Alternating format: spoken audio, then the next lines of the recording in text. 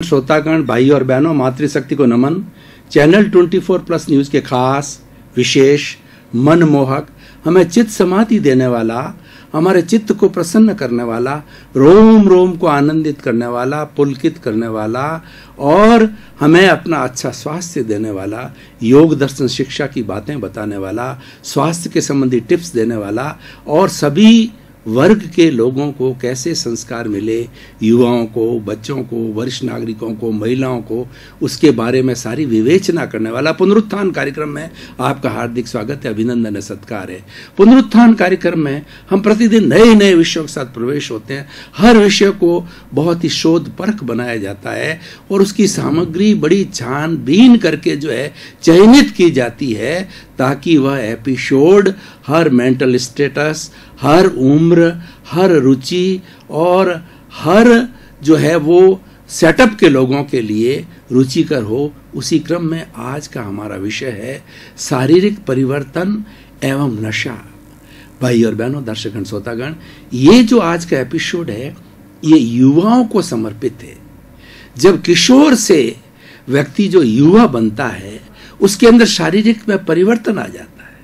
हम जब जन्म लेते हैं, जन्म के बाद में 10 वर्ष तक जो है वो बच्चा कहलाता है, 10 से 18 वर्ष तक किशोर कहलाता है, 18 से 45 वर्ष की उम्र तक जो है युवा कहलाता है और 45 से लगा के 60 तक प्रौढ़ कहलाता है और 60 से ऊपर जो वरिष्ठ नागरिक कहलाता है, वृद्ध जन कहलाता है, बुजुर्ग कहलाता है।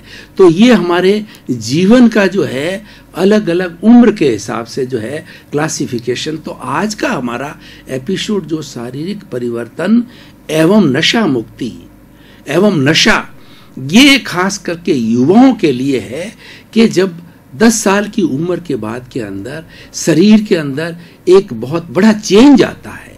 हमारी जो थायराइड ग्लैंड है उस ग्लैंड के अंदर हार्मोन्स बनते हैं और वो हार्मोन्स जो है बॉडी का एकदम विकास करते हैं।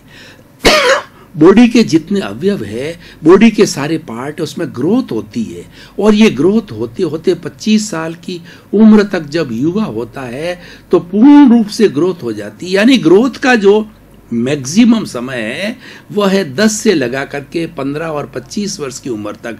मैक्सिमम 15 साल से होती है और थोड़ा थोड़ा करके 25 साल की उम्र तक होती है। ग्रोथ का अर्थ होता है हाइट का बढ़ना और उसके बाद के अंदर मानसिक विकास होना, उसके अंदर चंचलता का आना और उसके अंदर जो है वो कुछ करने की ललक पैदा होना और सभी तरह का जो विकास का पीरियड होता है ये 25 साल की उम्र होता है। 25 साल की उम्र के अंदर बच्चा छलांगे लगाने लगता है और वो अपने जीवन के निर्माण के बारे में बड़ी बड़ी योजनाएं बनाता है कि मेरा किस तरीके से जीवन का निर्माण हो। मुझे इंजीनियर बनना है, सीए बनना है, डॉक्टर बनना है, पॉलिटिशियन बनना है, कि समाज सेवी बनना है या संत बनना है, किस किस लाइन के अंदर जाना है। उसका पूरा रुझान उस पीरियड के अंदर चालू हो जाता है। यानी ये ऐसा पीरियड होता है जिसके अंदर मैक्सिमम शारीरिक परिवर्तन आता है और खास तौर से जो हाइट का बढ़ना होता है वह इसी उम्र के अंदर होता है, 15 वर्ष की उम्र के अंदर होता है। और ये उम्र बड़ी सजग रहने की होती है क्योंकि इस उम्र में आते आते व्यक्ति के पास कोई अनुभव नहीं होता है और व्यक्ति के पास के अंदर जो है किसी तरह का अगर परामर्श देने वाला ना हो और उसको गाइड करने वाला ना हो तो इस युवा की अवस्था के अंदर जो है कुछ वो दोष भी कर लेता है। सारे दोष जो किए जाते हैं ये असमझ की स्थिति में होता है, जैसे कि नशा करना होता है, चोरी करना होता है और भी कोई तरह की बुराई होती है वो इसमें करता है क्योंकि ये इसके अंदर व्यक्ति कम जो है करता जाता है और उसके क्या दोष मिलते हैं उसका धीरे धीरे उसको पता होता है, रियलाइजेशन चालू होता है। मैं आपको एक उदाहरण देना चाहता हूँ कि महात्मा गांधी ने अपने बचपन में, अपने युवा समय के अंदर या किशोर अवस्था के अंदर उन्होंने कुछ दोष किए।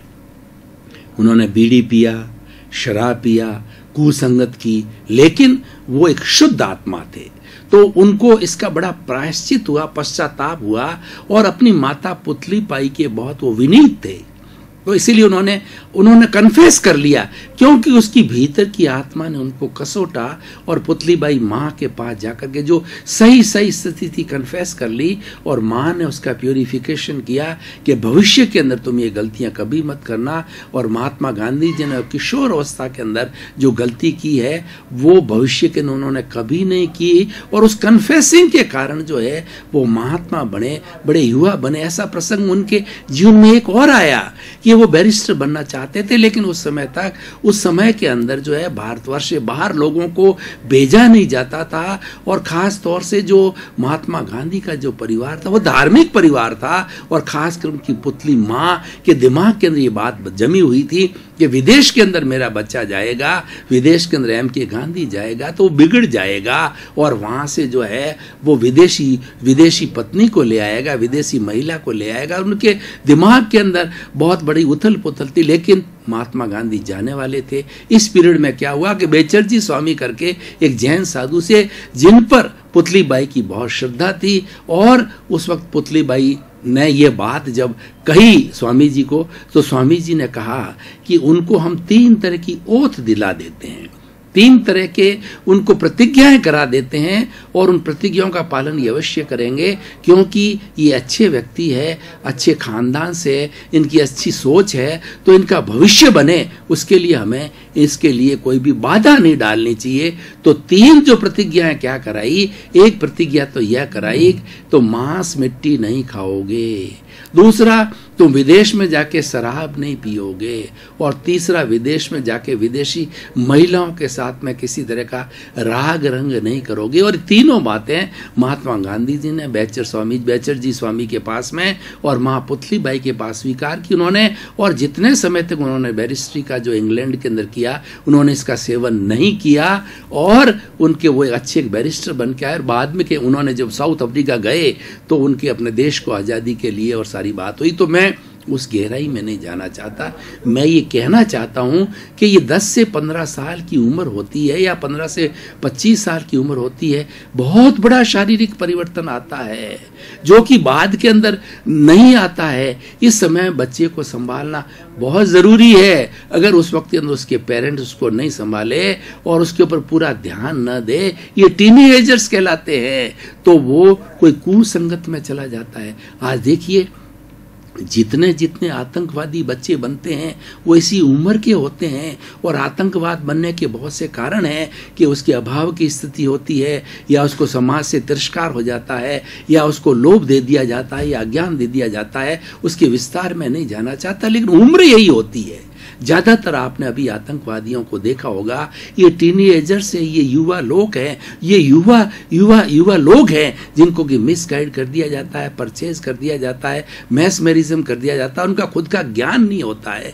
तो कुल मिलाकर इन उदाहरणों के माध्यम से मैं ये कहना चाहता हूँ कि ये 15 वर्ष की उम्र, 25 वर्ष की उम्र बहुत संभालने की उम्र है, और इतना शारीरिक परिवर्तन होता है। और खास के उसके अंदर बच्चों के अंदर जो जब उन्माद की अवस्था आती है, यानी वो अब्रह्मचर्य की बात या शरीर की कामुकता या कुछ भी कहिए, संभालना बहुत जरूरी है। इसीलिए हमारी जो 25 वर्ष की अवस्था होते ही गृहस्थ आश्रम पहले प्रारंभ कर दिया जाता, उसका कारण यही था कि वो उन्माद की जो है सबसे बड़ी उम्र हो जाती, उसके बाद के अंदर उसको गृहस्थ जीवन के अंदर डालने से वो किसी अनैतिक प्रक्रिया नहीं करेगा। तो हमारे जितने भी सिस्टम बनाए गए हैं इस शारीरिक परिवर्तन को देख करके, और शरीर के अंदर किस उम्र के अंदर क्या होता है, क्या आवश्यकता होती है, उसी हिसाब से हमारे ये 4 आश्रम बनाए गए हैं और 4 वर्ण व्यवस्था बनाई गई है। तो शारीरिक परिवर्तन की बात कर, अब मैं नशे पे आता हूँ। देखिए, नशा नाश का द्वार है। पहले व्यक्ति नशा करता है और फिर वह जो नशा है वो व्यक्ति को खाने लग जाता। हर एक नशा करने वाले की यही स्थिति होती है कि पहले शुरू के अंदर वो अपने फ्रेंड सर्किल के द्वारा या कुछ ऐसे लोगों के साथ में बैठता है जो नशा करने वाले हैं, चाहे भांग का है, चाहे चरस का है, चाहे शराब का है, चाहे स्मैक का। आज तो नशे की इतनी चीज़ें आ गई है, ब्राउन शुगर वगैरह बहुत सी चीज़ें, और बड़ी महंगी करोड़ों रुपयों की होती होती है और बड़ी इफेक्टिव होती है, और ख़ास तौर से बाहर की एजेंसियां हमारे देश को पंगु बनाना चाहती है, हमारे युवाओं को जो है निसशक्त बनाना चाहती है, इसीलिए उनको नशा देना प्रारंभ कर देता। और ख़ास करके ये कॉलेज स्टूडेंट के बच्चे होते हैं, स्कूल एजुकेशन के और कॉलेज के जो है युवा वर्ग के बच्चे होते हैं, उसके अंदर तो इतनी लत आजकल फैलती जा रही है, और वो टारगेट इनका ही रखते हैं। इनको खिला करके पहले दूसरे दिन तो बहुत अच्छी लगती है, वो फ्री खिलाते हैं, और थोड़े दिन के बाद के अंदर वो क्या है, नशा ऐसी चीज होती है कि जब बॉडी के अंदर, ब्लड के अंदर वो नशा जो घुलता है, तो फिक्स टाइम के ऊपर जो है उस जो नशा जब उतरता है, तो ब्लड या शरीर कहिए या उसका मस्तिष्क कहिए, उसकी इच्छा कहिए, उस चीज को मांगने लग जाती है। ये हर नशीड़ी का होता है कि जब वो नशा का टाइम समाप्त हुआ, उस वक्त में ऐसा निढाल हो जाता है कि बिल्कुल उसके शरीर में कोई ताकत नहीं होती, उसको नशा ही लेना पड़ता है। मैं आपको उदाहरण दूं कि पहले जो है वो नाग कन्याओं को जो है, वो जो एकदम खूबसूरत हुआ करती थी, उन नाग कन्याओं को पाला जाता था और उनको सर्प का भारी से भारी नशा कराया जाता था। तो शराब का उसकी जीभ पे जो है वो डंक मारा जाता था, उससे जो है बड़े बड़े जो नशीले वाले जो पदार्थ, जहर वाले जो सर्प होते थे, कराया जाता था। तो वो इतना उनके शरीर में डाइजेस्ट हो जाता था कि वो नाग कन्या बन जाती थी। उनका दुरुपयोग बड़े बड़े जो है राजकुमारों को ठगने के लिए, किसकी मृत्यु करने के लिए, यानी अनैतिक कार्यों के लिए उनका उपयोग किया जाता था। ऐसा ही लोगों का पहले कार्य होता था। वे खूबसूरत अप्सराएं होती थी, उनके चुंगल के अंदर कोई भी राजकुमार या कोई व्यक्ति, कोई बड़े व्यक्ति बड़ा आसानी से फंस जाता था और वो अपना कार्य कर लेती थी, या तो उसको मार देती थी या उसको नसीड़ी बना देती थी। तो भाई और बहनों, दर्शकगण, श्रोतागण, ये शरीर को खत्म करने के लिए नशा एक घुन का काम करता है, और नशा एक बहुत बुरी लत है। और जो व्यक्ति इस नशे की लाइन के अंदर फंस जाता है, तो फिर वो आगे बढ़ता ही जाता है और नशा करते ही जाता है। और ऐसी स्थिति आ जाती है कि नशा करते करते उसका शरीर कोई तरह का, उसका कोई, उसके अंदर कोई युवा शक्ति, उसके अंदर वीर्य, उसके अंदर शौर्य और कुछ बनने की जो उसके अंदर जज्बा, सब समाप्त हो जाता, उसके अधीन हो जाता है। शराबियों को देखिए कि शराबी को जब शराब पीने लग जाते हैं तो शुरू में अच्छी लगती है, और बाद में इतनी बुरी लत पड़ जाती है, वो शराब पी करके नाली में गिर जाते हैं। और रात्रि के समय के अंदर जब वो घर आते हैं तो कितना मिसबिहेव करते हैं अपनी पत्नी को। उसको पता ही नहीं है कि सामने मेरी पत्नी है, कि बेटी है, कि मेरी बहन है या माँ है। उल जलूल बोलता है उसको, कुछ वो क्या है कि बेभान हो जाता है। वो इस तरीके से इतना खराब हो जाता है उसका मस्तिष्क, उसको कुछ भी याद नहीं रहता है। तो भाई और बहनों, दर्शकगण, श्रोतागण, नशा नाश का द्वार है, नशे से दूर रहना चाहिए। और मैंने ये विषय जो है शारीरिक परिवर्तन और नशा क्यों सेलेक्ट किया कि आज भारत के अंदर 80 करोड़ युवा है और ये एक ज्वलंत समस्या है। आज कॉलेजों के अंदर जाइए कि शेष टाइम के अंदर वो बच्चे जो नशा करने लगते हैं, और खास करके जो हॉस्टल के अंदर रहते हैं, उनको पेरेंट्स का उनका सीधा जो है वो रख रखाव नहीं होता है, तो वो इतने नशीड़ी बन जाते हैं कि अपने जीवन को खराब कर देते हैं। और जब पढ़ाई के रिजल्ट आते हैं तो उसमें उनका कोई इंटरेस्ट नहीं होता है, कई बार वो एग्जाम देते नहीं है, और पेरेंट्स को कितना खामियाजा भुगतना पड़ता है। और साथ साथ में उसका शरीर ऐसा बेकार हो जाता है कि फिर वो कुछ भी काम का नहीं होता है। हालांकि नशे को छुड़ाने के लिए बहुत सी संस्थाएं वो काम भी करती है, लेकिन वो इतना सरल नहीं है, क्योंकि वो अड्डा जमा लेता है शरीर के अंदर। इसको तो प्रारंभ से टच नहीं किया जाना चाहिए। देखिए, इस मानव जीवन का सार निकालना चाहते हो तो प्रथम डोज जो नशे की आती है वो मत लीजिए। प्रथम डोज जो बुराई की आती है उसको टच मत कीजिए। आपने अगर 2 बार, 5 बार, 10 बार, 15 बार टच कर दी तो वह आपकी प्रकृति बन जाएगी। हमारी भारतीय संस्कृति के अंदर 3 शब्द आते हैं कि वृत्ति, प्रवृत्ति और प्रकृति। वृत्ति का अर्थ होता है हम मन, वचन, काया की कोई भी एक्टिविटी करते हैं। मान लीजिए नशे की बात चल रही है तो आपने अपना नशा किया, ये वृत्ति हो गया। उसके बाद के अंदर आपने दूसरी बार किया वो प्रवृत्ति हो गया, तीसरी बार किया प्रवृत्ति हो गया इस बार, इसलिए आपने 10-15 बार नशा कर लिया तो आपकी प्रकृति बन जाएगी, आपकी लत बन जाएगी, आपकी नेचर बन जाएगी, आपकी हैबिट बन जाएगी, आपकी आदत बन जाएगी। इसीलिए कहा गया कि आदतों को सुधारना बहुत मुश्किल होता है। एक बार जैसी आदत पड़ जाती है, वो चाहे अच्छी पढ़ो चाहे बुरी पढ़ो, अच्छी पड़ती है तो बहुत अच्छी बात है, अच्छे के लिए तुम कार्य कर रही हैं, अच्छा करने के लिए तो मनुष्य जीवन मिला ही है और हमें करना चाहिए। और अच्छा तो तब किया जाता कि सुसंस्कार होते हैं और अच्छे के लिए ही सारा कार्य किया जाता है। माँ बाप भी चाहते हैं कि हमारे बच्चे सुसंस्कारी बने और हमारे बच्चे अच्छे संस्कार ले, माँ से अच्छे संस्कार ले, परिवार से अच्छे संस्कार ले, और स्कूल में जाए तो अपने गुरुजनों से अच्छे संस्कार ले, दोस्तों से अच्छे संस्कार ले, और जब वो वहाँ से पूरी शिक्षा ग्रहण करके आता है तो समाज की सेवा में लगे, परिवार की सेवा में लगे और एक अच्छा इंसान बन करके अपने जीवन को सार्थक बनाए। तो भाइयों और बहनों, दर्शकगण, श्रोतागण, खास एपिसोड का जो है पीरियड है ये 10 से 25 साल का, और खास से 10 से 15 साल का। इसके बीच के अंदर बच्चों की सोच में बहुत बड़ा परिवर्तन आता है, बच्चों की बोली चाली में बहुत परिवर्तन आता है। उस परिवर्तन के ऊपर वाच करना चाहिए कि बच्चा कहीं झूठ तो नहीं बोल रहा है, बच्चा कहीं गाली तो नहीं दे रहा है, बच्चा बड़ों का अपमान तो नहीं कर रहा है, बच्चा कहीं जिद्दी तो नहीं हो रहा है। बहुत बड़ा परिवर्तन आता है, उस वक्त में संभाल करने की जरूरत है।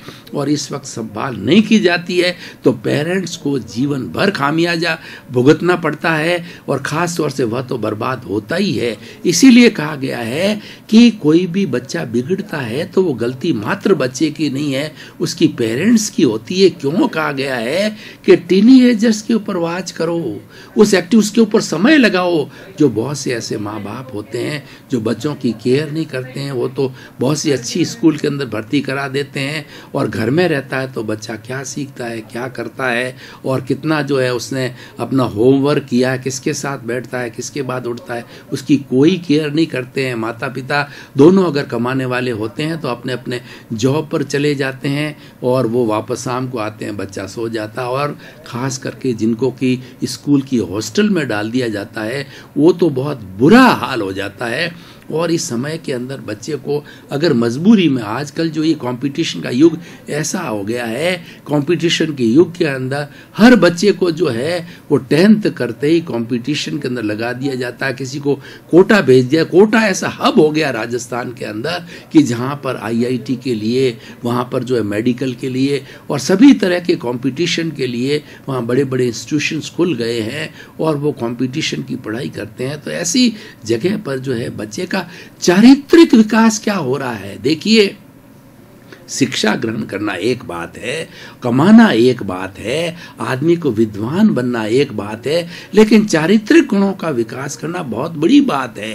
विद्वान बनना कोई बड़ी बात नहीं है, लेकिन पंडित बनना बड़ी बात है। पंडित का अर्थ होता है कि वो चरित्र का धनी होना चाहिए, उसके जीवन में कोई तरह की बुराई नहीं होनी चाहिए। और खास तौर से जो आज का हमारा विषय है नशा, इससे तो बहुत ही बिल्कुल दूर रहना चाहिए और बच्चे को स्वयं को ध्यान देना चाहिए और पेरेंट्स को वाच करना चाहिए। और बच्चा जब उसने पहला कदम दहलीज के ऊपर, नशे के ऊपर रखा है तो उसकी कमर तोड़ देनी चाहिए और उस वक्त में उसको संभालना चाहिए, उस वक्त को अपने कंट्रोल में रखना चाहिए कि वो दूसरा कदम उस पर नहीं रखे। अगर उसने 10-15 कदम रख दिए तो बच्चा आपके हाथ से चला जाता है। आज एक समस्या और हो रही है कि माँ बाप जो है धन का लोभ कहिए या बच्ची के प्रति मोह का कहिए कि हमारे बच्चे को मेरिटोरियस बनाना है, तो बच्चे को ग्रेजुएशन करके, पोस्ट ग्रेजुएशन करके उसको सीधा जो है फॉरेन भेज देते हैं। ठीक है, अच्छी बात है, एजुकेशन लेनी चाहिए, एजुकेशन में कोई मनाही नहीं है, पर एजुकेशन किस लिए है? एजुकेशन एक अच्छा इंसान बनने के लिए है। और ये ज़रूरी नहीं है कि अच्छी एजुकेशन लेकर के वो व्यक्ति अच्छा इंसान बन ही जाएगा। इंसान के नियम इंट्यूशन से जुड़े हुए हैं। इंसान के नियम जो है वो इंसानियत के नियम प्रज्ञा से जुड़े हुए होते हैं, और प्रज्ञा तो एक अनपढ़ व्यक्ति होता है, उसकी भी इंट्यूशन पावर तेज हो सकती है, अच्छे अच्छे निर्णय ले सकता है, वो अच्छा समाज का काम कर सकता है और अच्छा जो है वो परिवार का भरण पोषण कर सकता है। मैं अपनी बात बताऊं कि मेरे पेरेंट्स बिल्कुल पढ़े लिखे नहीं थे और उन्होंने, हम 10 भाई बहन हैं और 10 भाई बहनों को, लेकिन दोनों बड़े धार्मिक प्रवृत्ति के थे। उनकी इंट्यूशन पावर बहुत मजबूत थी। उन्होंने सब बच्चों को अपने पास में रखा और रख करके प्रारंभ की ये 10-15 साल के जीवन में उनको ठोक ठोक करके, उनको बजा बजा करके और उनको अच्छे संस्कार देकर इतना मजबूत बना दिया कि हम सभी भाई बहन एक से एक बढ़ कर के हैं, सभी धार्मिक प्रवृत्ति के हैं और सभी अच्छा कमाते हैं और समाज के अंदर एक का नाम है। ये क्यों हुआ कि हमारे पेरेंट्स ने हमारे पे ध्यान दिया, जबकि पेरेंट्स की इंट्यूशनल पावर तो बहुत हाई थी। पढ़ाई लिखाई के अंदर आज की पढ़ाई लिखाई तो उनके ज़माने में थी नहीं, बिल्कुल ही अनपढ़ थे। हमारी पुरानी माताएं, हमारी पुरानी दादियां हैं। दर्शकगण, श्रोतागण, भाई और बहनों, आपका बहुत बहुत धन्यवाद। पुनरुत्थान कार्यक्रम आप देखते रहिए। पुनरुत्थान कार्यक्रम में हर बात जीवन के निर्माण की कही जाती है, संस्कार की कही जाती है, अच्छा इंसान बनने की कही जाती है, क्योंकि हमारा जो उद्देश्य है कि हमारे नकारात्मक भाव तिरोहित होकर के सकारात्मक भाव के अंदर बदले और हम अच्छा इंसान बनाना चाहते हैं, अच्छा समाज बनाना चाहते हैं, अच्छा विश्व बनाना चाहते हैं। इसी क्रम में आपका जीवन आनंदमय हो, मंगलमय हो और खूब शांति के साथ, आनंद के साथ में जीवन का यापन कर आप खूब समाज की सेवा कर मनुष्य जीवन को धन्य बनावे। आपके प्रति मंगल भाव।